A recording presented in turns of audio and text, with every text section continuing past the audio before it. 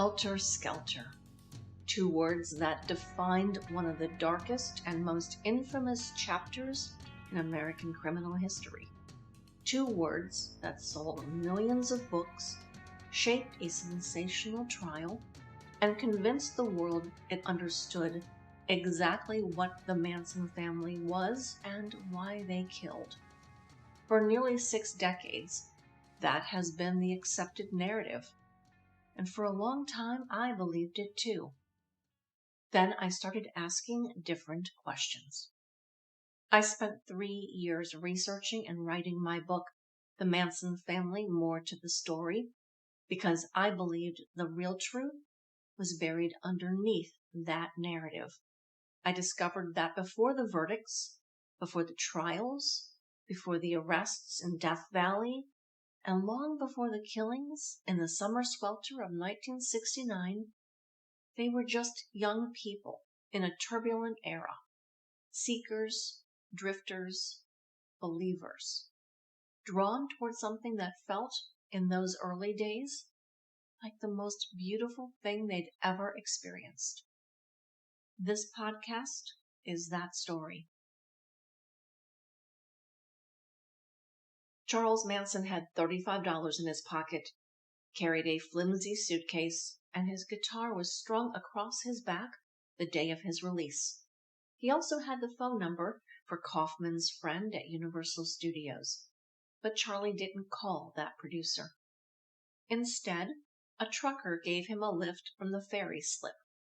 The first of many kind souls that Manson encountered in that era, the man invited the parolee to stay at his place that night. There, the driver's wife served them a hot meal, but her friendliness evaporated once Charlie said he was just out of the joint. In the morning, the trucker drove him to see his parole officer. Manson asked if he would permit a transfer to San Francisco. Approved. Charlie walked outside, stuck out his thumb, and hitched a ride north into the epicenter of the nation's biggest youth movement at the height of flower power. In the Bay Area, Charlie called a fellow ex-con, a part-time fencer. The man offered Manson the opportunity to work in his organization, but Charlie declined it. He claims he wanted to stay clean when he first got out, and that's probably true. Charlie may have rented a room for $5 that night, or crashed in one of the parks in the Haight-Ashbury district. He met a 15-year-old panhandler who taught him the rules of the Haight, and Manson listened to the kids around him. They were escaping society as much as he was trying to relearn it. They called each other brother and sister, and readily gave away what they could: food, flowers, or love. Charlie told them he was just out of prison. Groovy, they said, and they meant it. There was no judgment here. There was no shame. When they saw he had a guitar, they asked him to play it. Then they maybe tipped him a few dimes in appreciation. If Charlie had any plans to start pimping in San Francisco, it would have been a moot point. Thanks to the pill, everybody was giving it away for free. He couldn't sell sex here. But maybe he could peddle something else. Charlie would have quickly become acquainted with the street preachers scattered around the city. For every person seeking the truth, there was someone there to offer an answer. Most spiritual leaders of that era were harmless, vagrants with a soupçon of wisdom, looking for a warm meal or a toke of hash in return. Others, like Manson, would prove dangerous. During his first days of freedom, Charlie visited San Francisco's Scientology Center and asked to join the organization. He told them he was clear and described his prison auditing, yet they declined his membership. But this was not the end of Manson's Scientology connections or his attempts to be embraced by an elite spiritual organization. He then spent a few days indulging in the riches of the counterculture. There were soup kitchens to get a meal, free clinics if you needed birth control. Charlie had sex with a runaway girl that week, and at a Grateful Dead concert, dropped his first tab of acid. LSD, lysergic acid diethylamide, a chemical derived from ergot or rye fungus, was discovered in 1938 in Switzerland. The CIA got its dirty hands on it in the 50s, hoping to exploit its hallucinogenic properties. By 1963, a handful of prominent American intellectuals were advocating its use in consciousness expansion, including writer Aldous Huxley and psychologist Timothy Leary. LSD found popularity as a recreational drug largely thanks to Owsley, a key figure in the music movement of the late 60s. Owsley, whose real name was Augustus Stanley III, an audio engineer who recorded live tapes of the Grateful Dead, a key developer of the band's signature sound. Owsley also designed the Dead's trademark skull logo. He was one of the first people to manufacture large quantities of acid, as it became known, spreading it around California and among key influencers in the Bay Area rock music scene. San Francisco bands, the Grateful Dead, Big Brother, and Jefferson Airplane became synonymous with acid, particularly with their West Coast audiences. LSD, in positive experiences, creates a vivid and dreamlike trance state. Colors appear more intense, and emotions may feel amplified, almost euphoric. There are bad trips as well, resulting in sensations of paranoia and anxiety, even dark and frightening visions. But for psychopaths, LSD may be even riskier. From the article, When You Go Hunting Psychopaths, They Turn Up Everywhere, by MAIA SZALAVITZ, June 2011, Time magazine, there was a psychiatrist in the 1960s who felt, rightly, that the problem with psychopathy is that the madness is buried beneath a veneer of normality. But he felt, wrongly, that the way to cure it would be to bring the madness to the surface so it could be treated. He got a bunch of psychopaths and stuck them in a room called the Total Encounter Capsule, and gave them huge amounts of LSD and strapped them to each other. Then he tried to get them to go to their darkest places by turning their world into a sort of living hell. A study was done of their long-term recidivism rates. In regular circumstances, apparently 60% of high-scoring psychopaths go on to reoffend. But of the ones who had been through the naked LSD encounter sessions, 80% had reoffended. It made them worse. It taught them how to fake empathy and made them more adept criminals.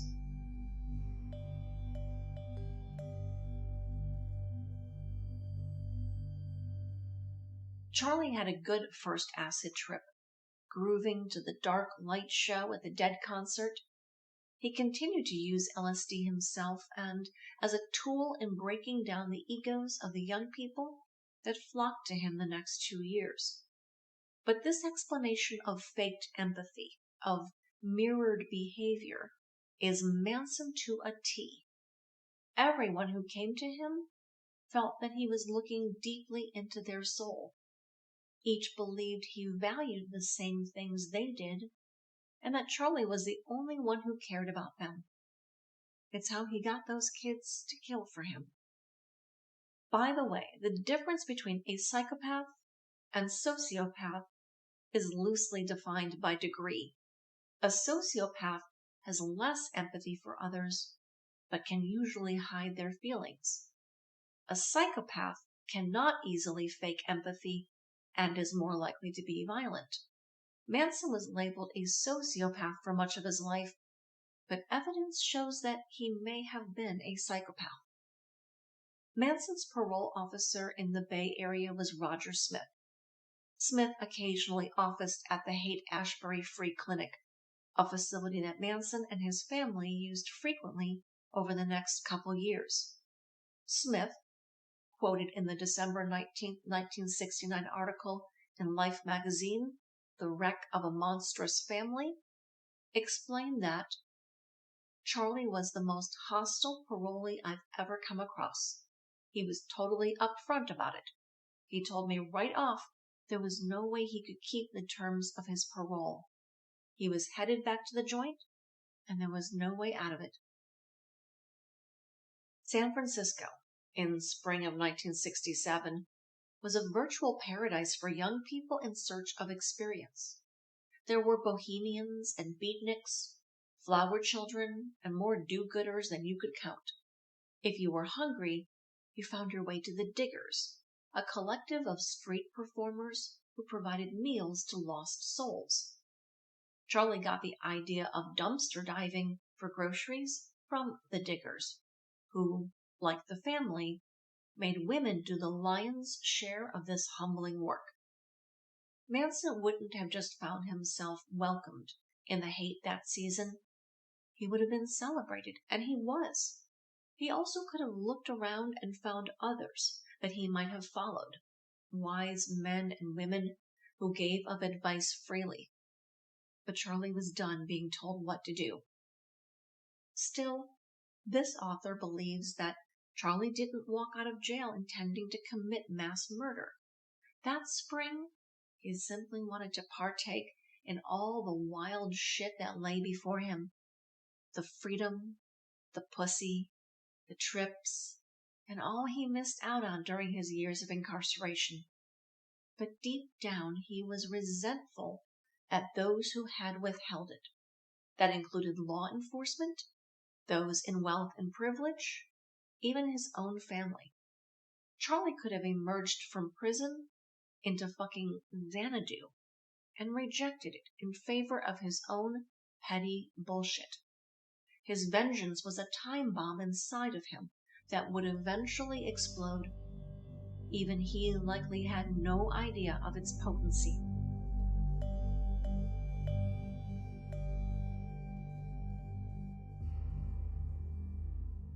After Manson explored San Francisco, he wandered over to Berkeley and the University of California campus. There he took in those sights. You can practically picture his mouth dropping open at what he saw. Girls with short skirts, boys with long hair, people of all races gathering peaceably. There were students protesting the Vietnam War, and a few smoking grass on the campus lawn.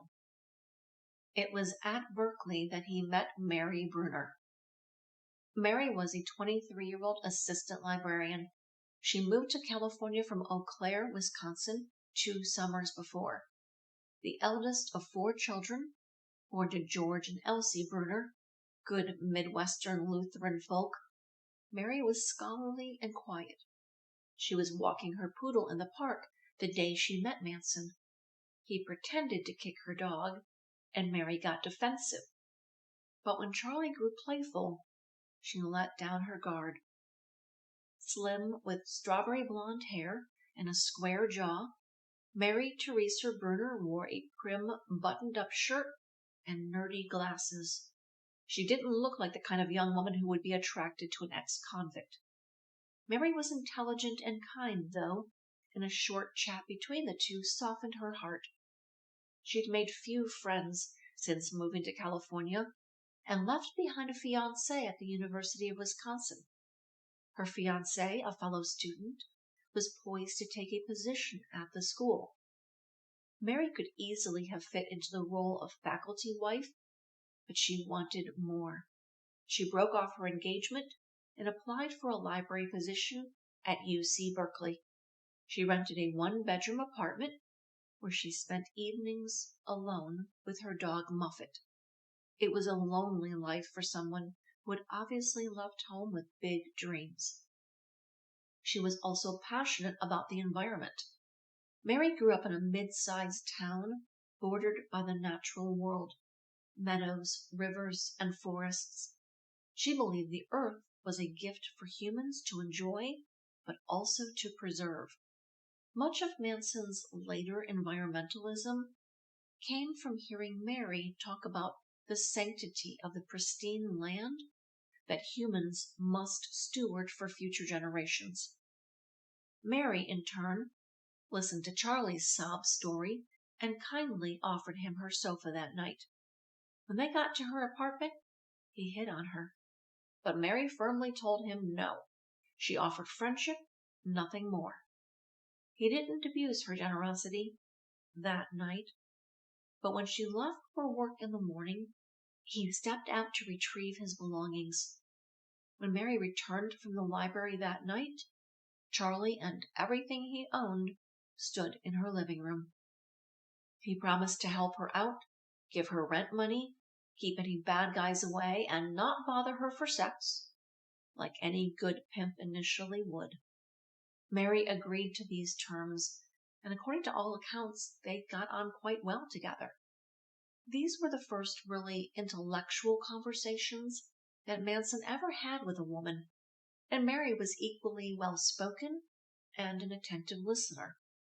She told Charlie about her environmental concerns, and he talked about performing, maybe getting a record deal.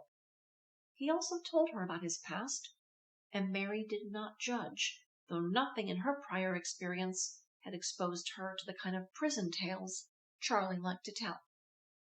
They got on so well that when Charlie brought home a 16-year-old runaway weeks later, Mary merely warned him to be careful due to the girl's age. Sure enough, Manson and Darlene began having sex shortly after. But when Manson walked in on Darlene and another man screwing, he turned on the waterworks with Mary. He poured out his heart to his benefactor until she was practically begging for sex. As they lay together after, naked in each other's arms, Mary grew self-conscious. Charlie said, "Look, here we are. We've just done everything sexual your parents and everyone else has told you is evil. Was it bad? Do you feel guilty?" This was roughly the same line he would use on woman after woman for the next 2+ years. Sex good, hang-ups bad. Mommy and Daddy wrong. Charlie knows best. It's hard for us to imagine today just how explosive the sexual revolution of the 1960s was. We only see the consequences nearly 70 years later. The introduction of the birth control pill, patented in 1960 by G.D. Searle and Company, cracked open the door to sexual license, autonomy over the female body, and eventually the women's liberation movement. It's impossible to understand today how seismic that little pink pill was. Manson had spent the better part of that decade disconnected from the women's empowerment movement. In fact, in prison, he'd have been among the kind of men who might have utterly negated the feminist experience and perspective. Nor did he know anything of the environmental crusade, which Mary was so ardent about. But he was willing to let anyone believe that he agreed with their ideas so long as it got him what he wanted. In this case, he wanted a free place to live without hassle, and he wanted to get laid. If that meant schooling a gal on how to really let go and give in to her body's desires, he could do that. Charlie wanted the women he met to know passion and pleasure, but more importantly, he wanted to break down their inhibitions for his benefit. By the time their lovemaking ended, Mary was whispering her love for Charlie into his ear. He didn't whisper it back. But he also didn't leave Mary for another woman, another comfy apartment where he could bang as many girls as he wanted. He still had sex with Darlene a day or so after finally sleeping with Mary, and of course brought a multitude of other women to bed with him during the next few years. But he was attracted to Mary's mind and her heart. She didn't hold back what she was thinking or feeling, yet still welcomed him with open arms. He stayed with her after Darlene went back to her family that summer.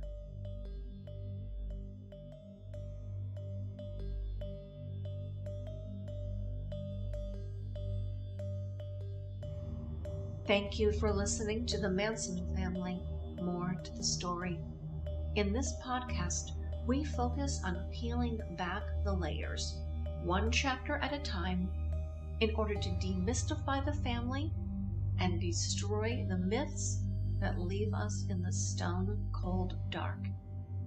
In our next episode, Summer of Love, the family takes its first shape.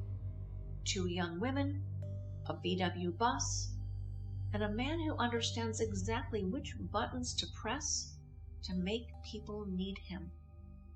If belonging felt this good, this free, this alive, would you have recognized the danger? This is H. Allegra Lansing. The story of the family and the murders of 1969 have always been more than a crime story. This is a human story, and there is an imperative to understand it, because the vulnerabilities that drew those young people into darkness are not unique to them. They belong to all of us. This podcast series is drawn from my book, The Manson Family, More to the Story, published by Story Stratosphere, and is based on historical records, contemporary reporting, and archival research.